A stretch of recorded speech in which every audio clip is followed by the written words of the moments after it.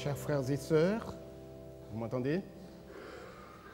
Chers frères et sœurs, bonjour. Mes salutations s'adressent également aussi à nos fidèles internautes. Nous sommes en pleine période estivale et c'est un privilège pour notre communauté ici à Neuilly de pouvoir recevoir la présence de nombreux visiteurs. Et je pense que vous êtes plus nombreux que les membres réguliers ce matin. Des frères et sœurs venant des horizons les plus divers. L'Éternel, par la bouche du prophète Isaïe, a déclaré que sa maison sera une maison de prière pour tous les peuples. Membres réguliers de cette communauté, chers visiteurs, je crois que votre présence ici ce matin n'est certainement pas le fruit du hasard. Dieu nous a conduits ici, les uns et les autres, pour que nous puissions bénéficier, comme dit Paul dans Éphésiens chapitre 1er, de toutes les bénédictions spirituelles dans les lieux célestes en Jésus-Christ. Chers amis, chers frères et sœurs, j'aimerais partager avec vous ce matin un thème qui concerne, je pense, les points les plus sensibles de notre être, de notre personnalité, mais je crois que c'est un thème essentiel pour notre foi. C'est un sujet qui mérite une attention soutenue, mais aussi, je pense, un effort peut-être d'objectivité. Comme je viens de le dire, nous sommes en période estivale et souvent, c'est un moment où on profite pour prendre du recul par rapport à ce quotidien qui nous presse, qui nous opprime.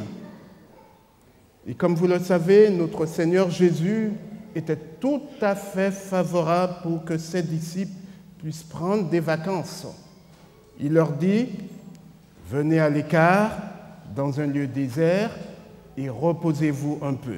Nous trouvons ça dans Marc 6, le verset 31. Alors c'est le moment où on saisit l'occasion pour visiter des endroits prestigieux. Ceux qui viennent à Paris visitent la capitale, la Tour Eiffel.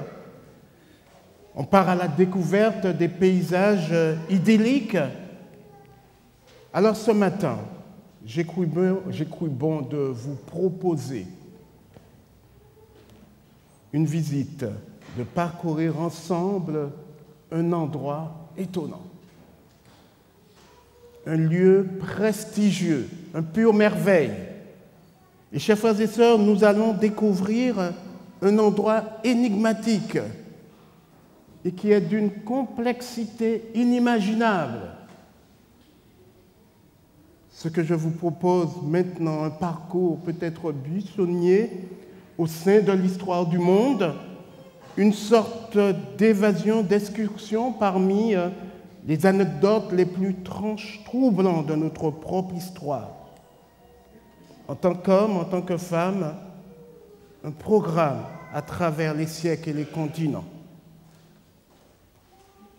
J'ai appelé ce parcours les méandres de la pensée, de notre pensée.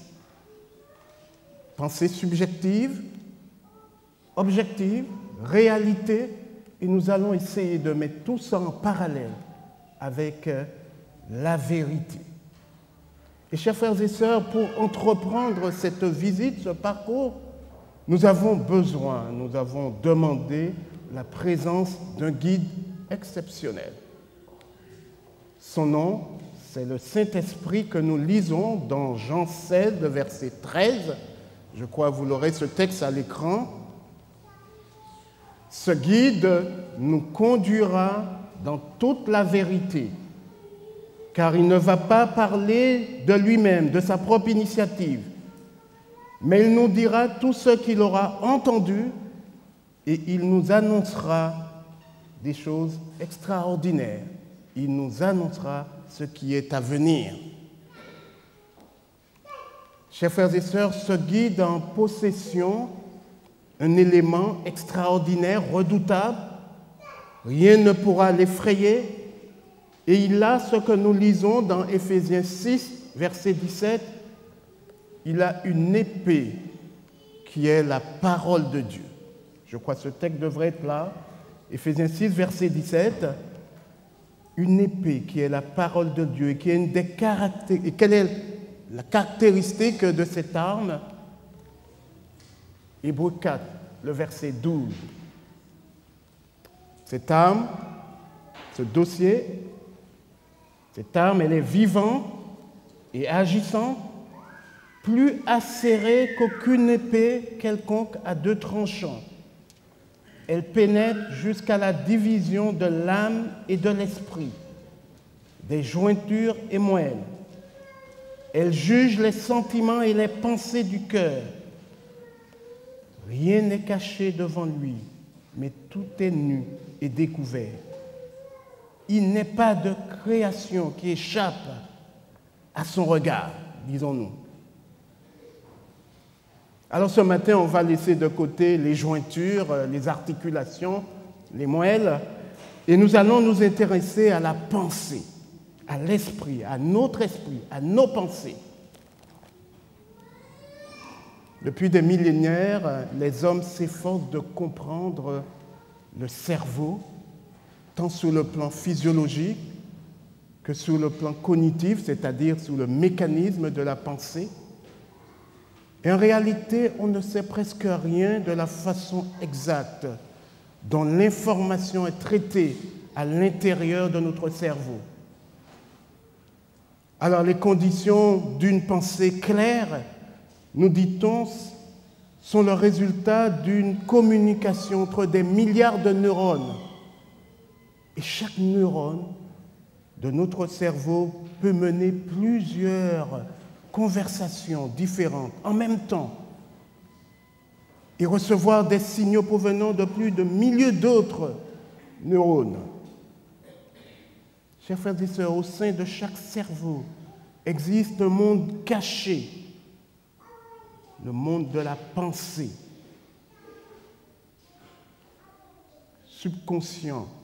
Écoutez bien, où se situe l'intelligence, la raison, l'imagination, nos émotions, nos valeurs, nos désirs, le discernement moral, la spiritualité, les convictions, la volonté, la personnalité, notre caractère. Et le prophète Zacharie nous dit, au chapitre 12, le verset 1er, « L'Éternel a formé l'esprit de l'homme », dans certaines versions, le souffle, l'esprit de l'homme au-dedans de lui. Et chers frères et sœurs, et dans quel but? Et la réponse à cette question nous est donnée dans le livre des Proverbes, au chapitre 8, le verset 12. L'esprit de l'homme, notre esprit est au-dedans de nous pour avoir pour demeure le discernement, l'esprit avisé, et pour posséder la science de la réflexion. Je sais trouver la connaissance de la réflexion.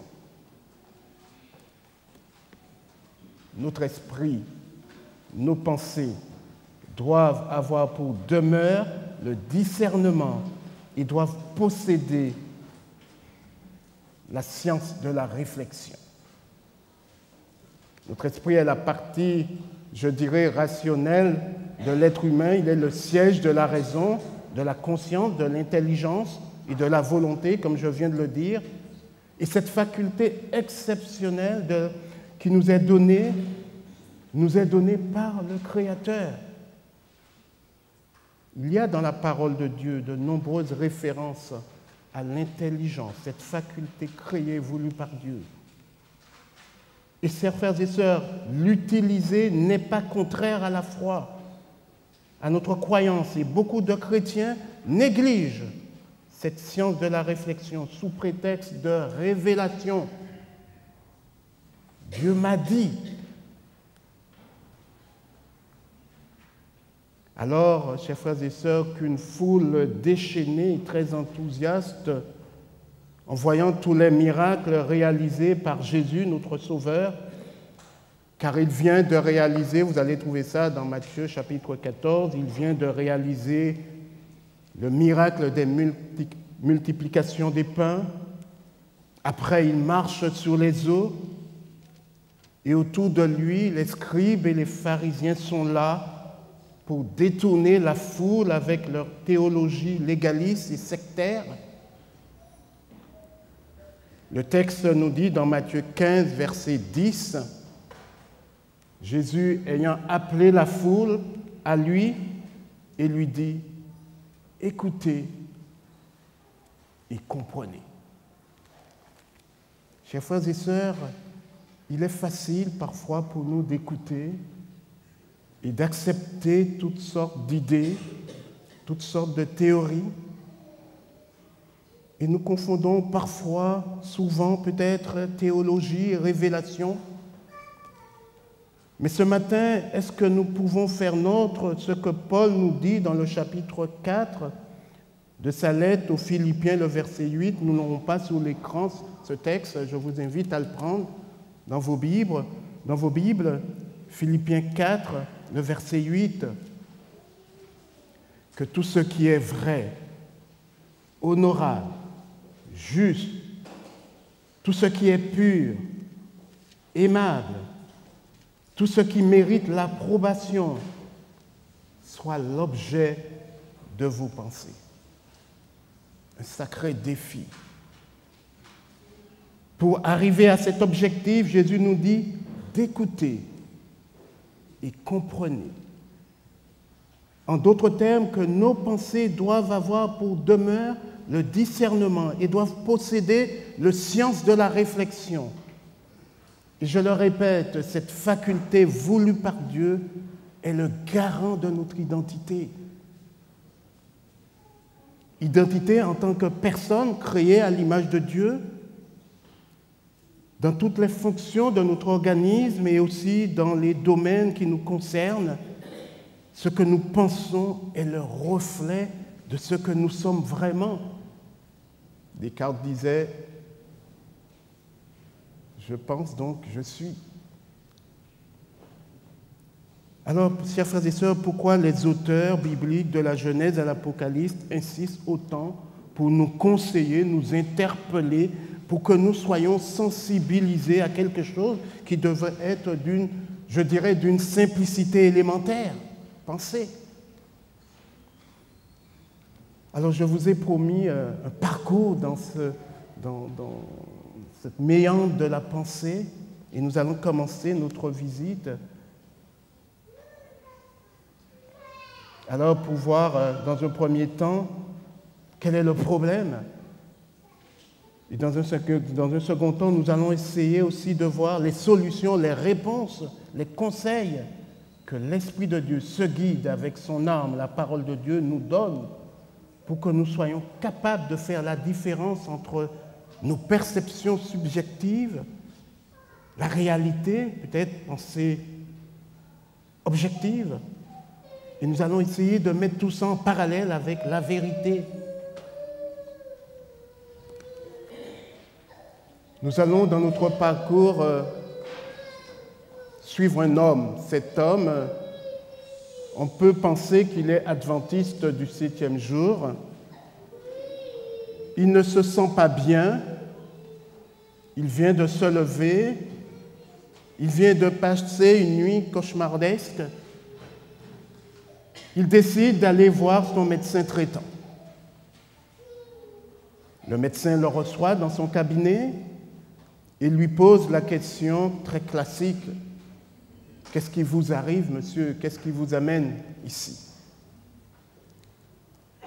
Et notre homme nous dit, écoutez, docteur, Romains 7, le verset 14, à partir du verset 14. Docteur, je ne me sens pas très bien. Je ne sais pas ce que je fais, ce que je produis, je ne le comprends pas. J'aimerais bien voir le texte, Romains 7. Je ne fais pas ce que je veux, mais je fais ce que je déteste, ce que je hais. J'ai cette impression, mais je le sais, que ce qui est bon n'habite pas en moi. Parfois, j'ai la volonté, mais je n'arrive pas à faire ce qui est bien. Car je ne fais pas le bien que je veux, je fais le mal que je ne veux pas. Et docteur, si je fais ce que je ne veux pas, ce n'est pas moi qui le fais. J'ai l'impression qu'il y a quelque chose en moi auquel je ne peux pas résister. Docteur, qui me délivrera de cette situation? Qui va me délivrer de ce corps de mort? Monsieur, lui dit le docteur, c'est terrible, même dramatique ce que vous me racontez. Mais écoutez, docteur, ce n'est pas fini. Apocalypse 3, le verset 17. Docteur, je me dis que je suis riche, je n'ai besoin de rien. Mais je ne sais pas que je suis malheureux, pauvre et aveugle et nu. Permettez-moi, lui dit le docteur, monsieur, vous êtes atteint de ce qu'on appelle le syndrome paulinien, ou plus précisément, le syndrome du quand même. Alors, qu'est-ce que c'est, docteur? Eh bien, vous savez qu'il ne faut pas faire quelque chose, mais vous le faites quand même.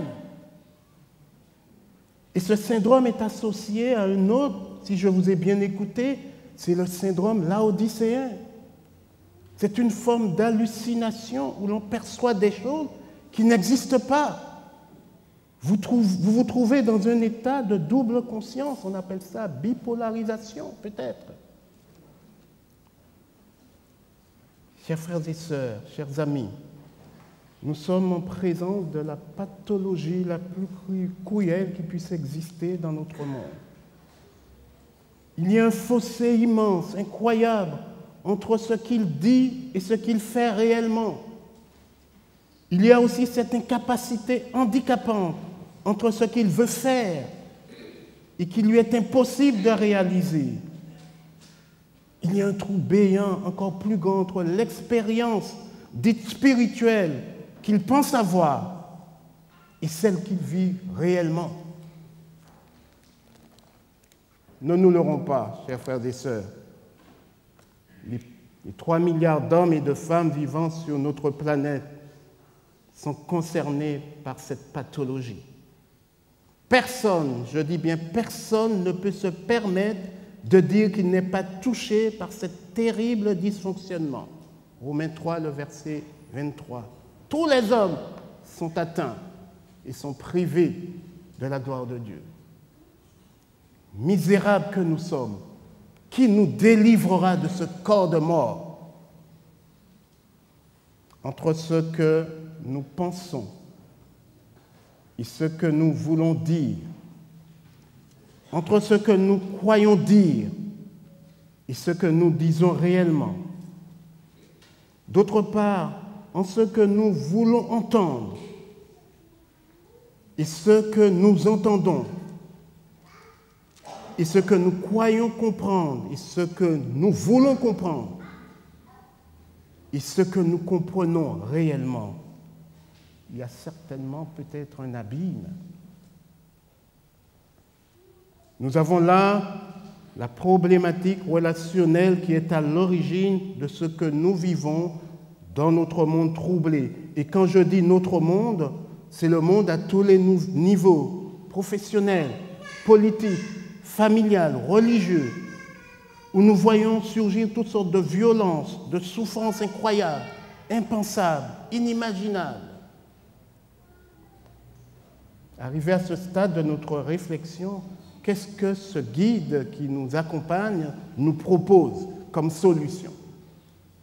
Romains chapitre 12, il nous conseille, « Je vous conseille donc, frères, par les compassions de Dieu, à offrir vos corps comme un sacrifice vivant, ce qui sera de votre part un culte raisonnable. Ne vous conformez pas au siècle présent, mais soyez transformés par le renouvellement de l'intelligence. Pourquoi? Afin que vous discerniez quelle est la volonté de Dieu, ce qui est bon, agréable et parfait. Et il continue. Je dis à chacun de vous de n'avoir pas de lui-même une trop haute opinion, mais de revêtir des sentiments modestes, selon la mesure de foi que Dieu a départie à chacun. Chers frères et sœurs, vous l'aurez remarqué, Paul va cibler d'une façon magistrale l'origine et les principales causes de notre dysfonctionnement. Il précise que notre problème vient de notre intelligence, de notre façon de penser. Et il faut que si nous voulons être guéris, cette science de la réflexion soit renouvelée. Car, comme nous l'avons dit, c'est le garant de notre identité. Et chers frères et sœurs, aujourd'hui, il faut que nous prenions conscience que dans un grand nombre de situations difficiles, notre problème, le problème n'est pas tant ce que nous ne savons pas, mais la problématique vient de ce que nous croyons savoir et qui n'est pas vrai ou qui n'est plus vrai. Et Paul ici nous rappelle qu'une infiltration forcée modélise et menace nos pensées. Et cette intrusion se situe à deux niveaux. Premièrement, par un argent extérieur à nous-mêmes. Paul parle de siècles présents caractérisés par la puissance des groupes sociaux, l'hégémonie des normes culturelles.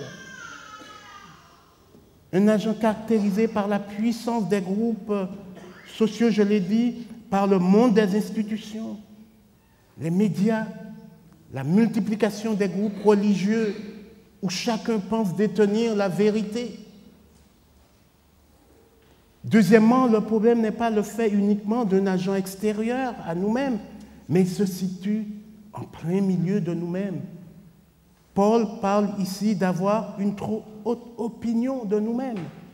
Et vous l'aurez remarqué, chez notre homme présent dans le cabinet, que nous avons vu tout à l'heure dans Romains 7, je ne sais pas, je ne fais pas, je fais ce qui est bon, je le sais, j'ai la volonté, et si je fais ce que je ne veux pas, et il y a dans cette description, je dirais, honnête avec lui-même, quelque chose qui revient constamment, le je. Le verset 22, il nous dit qu'il prend plaisir à la loi de Dieu, mais comment il prend plaisir à la loi de Dieu? Le texte nous dit selon l'homme intérieur. Et le conseil que nous donne Paul ici, d'offrir ce corps, sous-entend ce je, ce moi, comme un sacrifice.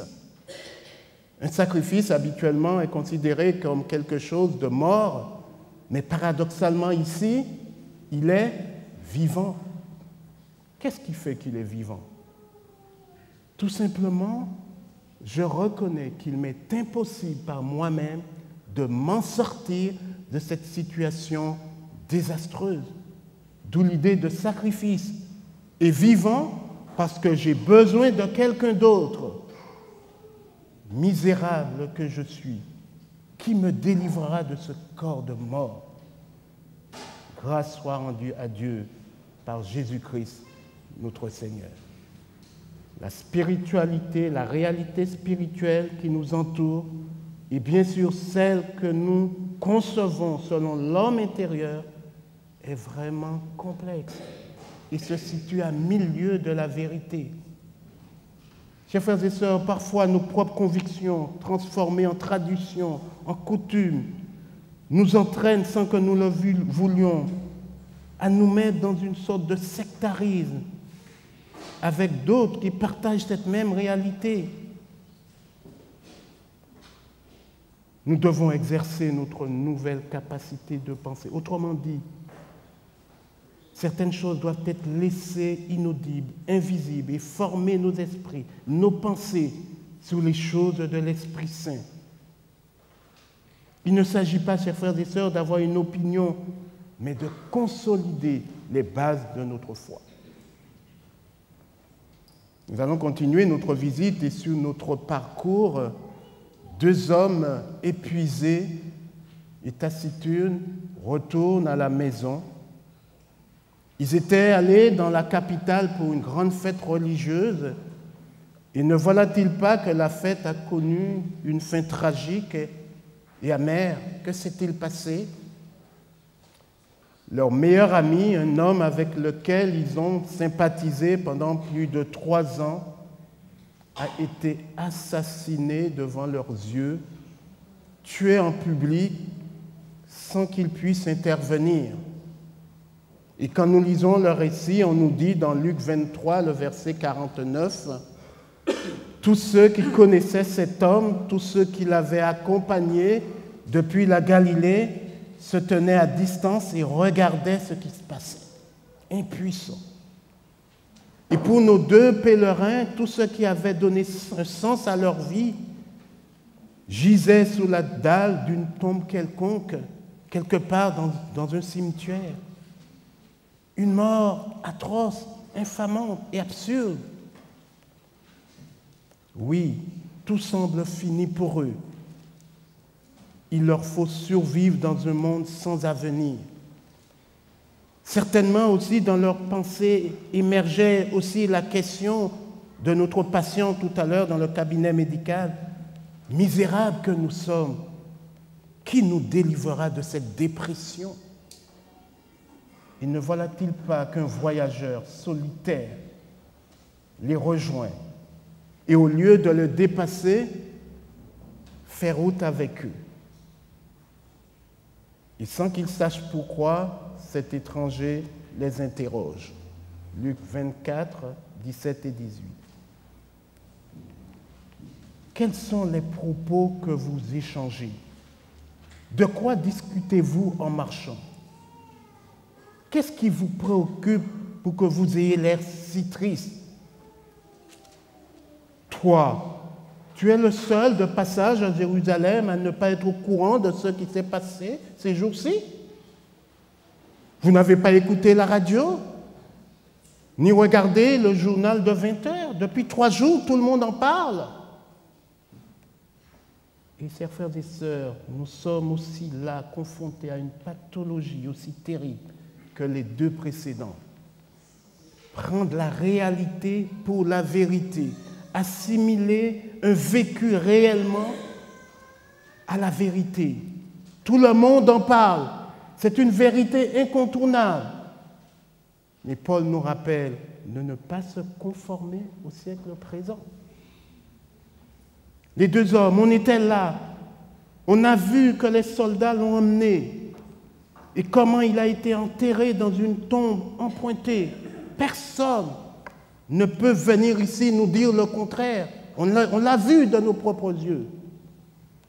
Et là, encore, Paul intervient, nous rappelle qu'il ne faut pas avoir une trop haute opinion de nous-mêmes. Qu'est-ce qu'il pensait?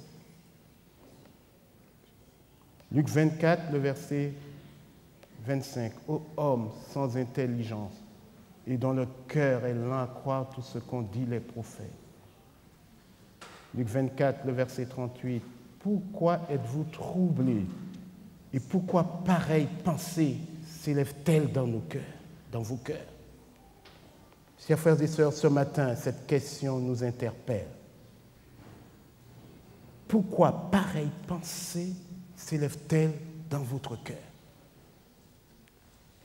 Ce matin, vous vous êtes levé, vous êtes lavé, passé à la douche, vous avez sorti vos plus beaux costumes, plus belles robes, vous avez pris votre voiture, le métro et le train, et à 9 heures, vous êtes arrivé ici, vous êtes entré dans cette église, et depuis plus d'1 heure, vous êtes là, vous avez chanté, prié, et là, il est 10h30, vous m'écoutez, et j'ai envie de vous poser cette question que Jésus a posée à ses disciples dans Luc 9, verset 51. De quel esprit, quelle est la pensée, qu'est-ce qui vous a animé pour que vous soyez là ce matin? Le temps où il devait être enlevé du monde approche et Jésus prend la décision de se rendre à Jérusalem. Il envoie ses disciples dans une petite ville de Samarie pour trouver un logement pour qu'ils puissent passer la nuit. Mais les disciples, en arrivant dans ce petit village, furent reçus comme, excuse-moi l'expression, comme des malpropres. Et retournant vers Jésus, vous savez quel a été leur propos? Seigneur, veux-tu que nous commandions le feu du ciel et qu'il les consume? Et Jésus va dire, vous ne savez de quel esprit vous êtes animés. Pourquoi êtes-vous troublés? Pourquoi pareille pensée s'élève dans vos cœurs? Chers frères et sœurs, lorsque nous rencontrons le Christ, et je précise, rencontrer le Christ, ce n'est pas quelque chose d'abstrait. Pourquoi tous ces dysfonctionnements nous collent à la peau? Il nous est difficile de croire que le message de l'Évangile est si simple.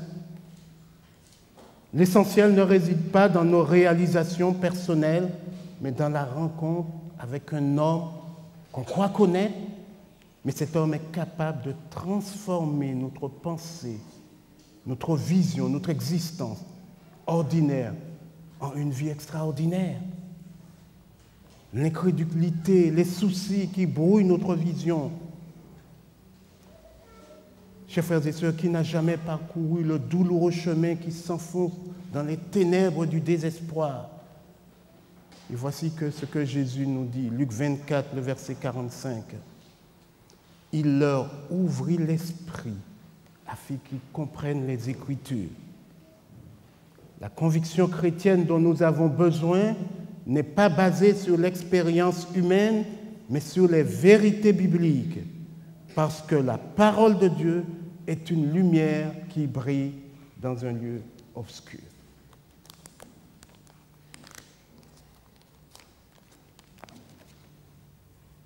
Nous allons terminer, chers frères et sœurs, et nous allons laisser la parole